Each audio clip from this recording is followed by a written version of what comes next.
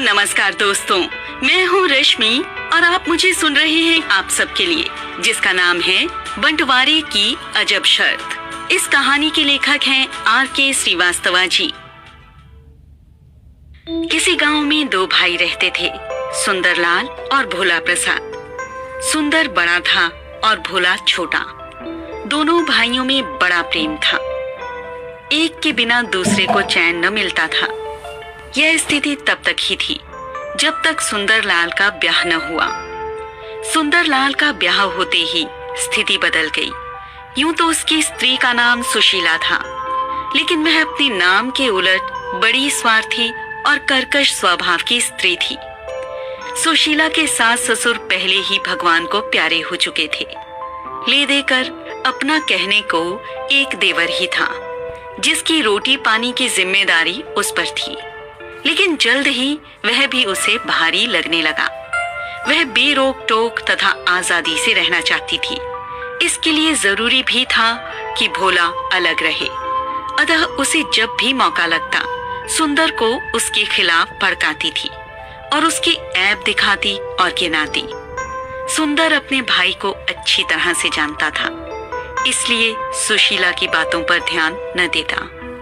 लेकिन कब तक? ऐसा विरला ही पुरुष होगा जो स्त्री के माया जाल से हमेशा बाहर रहने में सफल हुआ हो, साथ ही उसके आंसू की धारा में स्वयं को बहने से रोक पाया हो। सुंदर विरला पुरुष नहीं था। धीरे धीरे उसे विश्वास हो गया कि उसका भाई ही नाकारा, निकम्मा और स्वार्थी है। भोले की वजह से उसकी प्राण प्यारी परम सुशीला स्त्री को इतना दुख उठाना पड़ रहा है।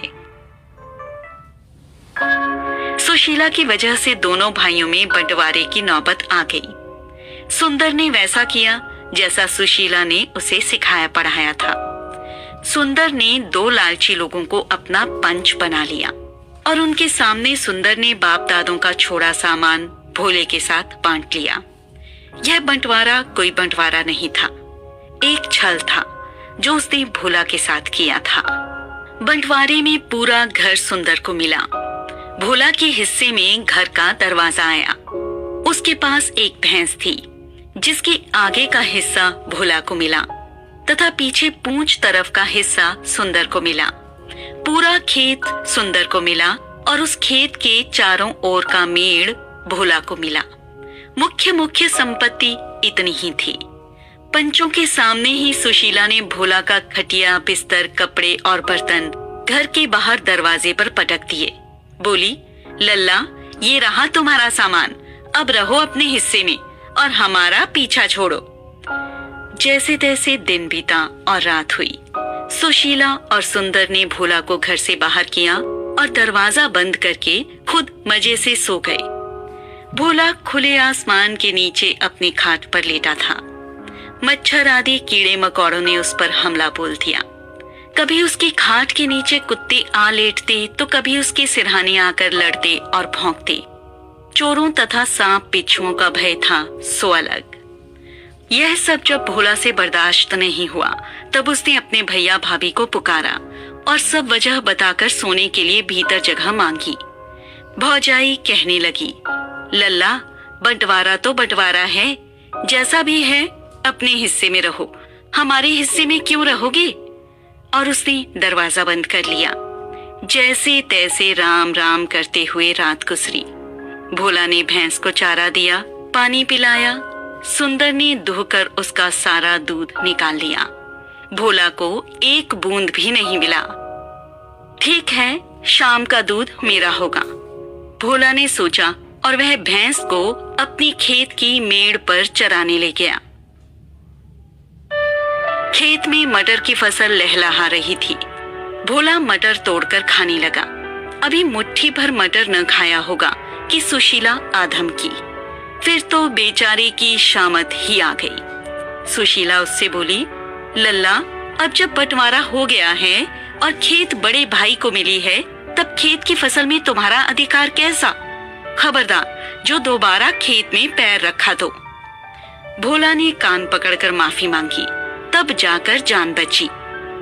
शाम को भोला भैंस दुहने को अभी बैठा ही था कि सुंदर बर्तन लेकर आ गया और बोला, भाई भूल गया बंटवारे को, भैंस का पीछे का हिस्सा मेरा है, इसलिए इसका दूध मेरा है। बात सही थी। भोला बंटवारे के नियमों से बंधा हुआ था, उसके साथ अन्याय हो रहा था, यह तो उसे पता था, किंतु वह करे तो क्या करे। भोला के ऊपर उसकी किस्मत मेहरबान थी, तो उसकी मुलाकात जल्दी ही एक सयाने से हो गई। उसकी समस्या जानकर वह सयाना बोला, बस इतने में परेशान हो, अब जैसा मैं कहता हूँ तुम वैसा ही करो। तुम्हारे भैया भाभी 2 दिन में ही टैं बोल देंगे और तुम्हारे पैर पकड़कर तुमसे माफी मांगेंगे। भोला ने सयाने की सीख गांठ बांध कर रख ली। वह दूसरे दिन खेत की मेड़ पर कंटीली झाड़ियों का बाड़ लगाने लगा। रखवाली पर पहुंची उसकी भौजाई बड़ी खुश हुई। वह जैसे ही मेड़ पर कदम रखने को हुई, भोला लाठी लेकर सामने आ गया और बोला, भौजाई माफ करो, हम आपको अपने मेड़ पर कदम नहीं रखने देंगे, यह हमारे हिस्से का है, आप भूल गईं? हमें अपने खेत में जाना है, सुशीला बोली। आप खुशी से जाओ अपने खेत में, बस हमारे मेड़ पर कदम न रखना, भोला ने कहा। तो हम अपने खेत में कैसे जाएं? सुशीला ने उससे पूछा। यह तो आप जानो और भैया जाने, मैं किसी को भी अपने मेड़ पर पैर नहीं रखने दूंगा, भोला गर्जा। शोर सुनकर आसपास के खेतों में काम कर रहे किसान वहां आ गए, जो भोला पर हो रहे अन्याय से दुखी थे। इस समय मामला भोला की तरफ झुका था, इसलिए उन्होंने भोला का पक्ष लिया और उसकी हाँ में हाँ मिलाया, और इस तरह भोला अपनी भौजाई को खेत में जाने से रोकने में सफल रहा। शाम को जैसे ही सुंदर ने भैंस से दूध निकालना चाहा, भोला ने भैंस के मुंह पर एक डंडा जमा दिया। इससे भैंस बिदक गई और उसने अपना दूध चढ़ा लिया। सुंदर बहुत नाराज हुआ। भोला, तुमने दूहते समय भैंस को डंडा क्यों मारा? भैया, यह मुझे चिढ़ा रही थी, इसलिए मुझे गुस्सा आया। वैसे भी मैंने इसके मुंह को मारा है, जो मेरे हिस्से में है, भोला ने जवाब दिया। दूध निकालते समय क्यों मारा? यह बिदक गई, अब दूध नहीं देगी, तुमने गलत किया। सुंदर ने उसे डांटना शुरू किया। भोला भी अब भोला नहीं रह गया था। उसने कहा, भैया, भैंस का आगे का हिस्सा मेरा है, मैं जब चाहे उसे मारूं पीटूं, मेरी मर्जी है। उसके पीछे का हिस्सा छुआ भी हो तो कहना। सुंदर की बोलती बंद हो गई। अभी सबसे बड़ी मुसीबत आने वाली थी। रात हुई, सुंदर और सुशीला सोने गए। भोला दरवाजे के पास की जमीन खोदने लगा। उसने पड़ोसी से पहले ही फावड़ा मांग रखा था। मिट्टी खोदे जाने की आवाज सुनकर सुंदर ने दरवाजा खोला। अरे भोला, यह क्या कर रहा है? उसने पूछा। कुआं बना रहा हूँ भैया, गांव में पानी की बड़ी किल्लत है, इसलिए, भोला ने मासूमियत से उत्तर दिया। यहाँ क्यों बना रहा है? क्योंकि यही जमीन मेरे हिस्से में आई है, उसने कहा। यह जमीन मेरी है, मैं चाहे कुआं बनाऊं या तालाब बनाऊं, आप आराम से रहो और मुझे मेरा काम करने दो। शोरगुल सुनकर पड़ोसी भी आ गए।